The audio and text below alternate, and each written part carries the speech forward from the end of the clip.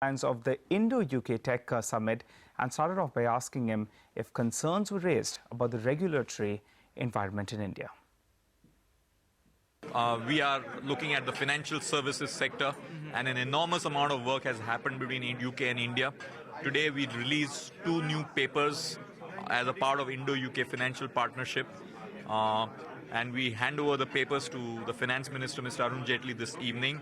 One is on the area of financial inclusion, particularly for micro, small and medium enterprises. All right. And the second is on shareholder engagement and corporate governance, a possibility of looking at a Indian stewardship code on the lines of the British stewardship code for institutional investors.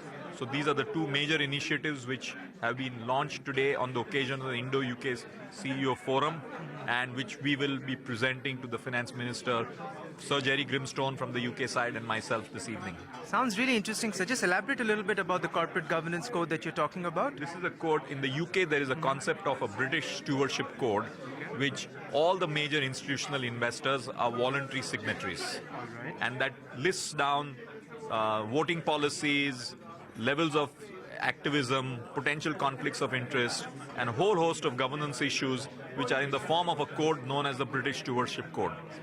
India has made a move in that direction through SEBI on voting by mutual funds, but we have not still moved. Say, for example, the insurance companies are not as a part of that. So the movement of institutional investors towards a potential Indian stewardship code on the lines of the British Stewardship Code is something which we will be presenting to the Finance Minister today. So this is, in a sense, a voluntary step that is being taken by the financial industry. This is a paper made by the India-UK Financial Partnership as recommendations for shareholder engagement for the policymakers and the practitioners to consider.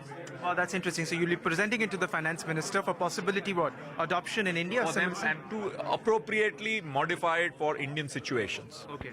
You know, this is Theresa May's first bilateral visit outside of the EU, clearly underscoring the importance of India.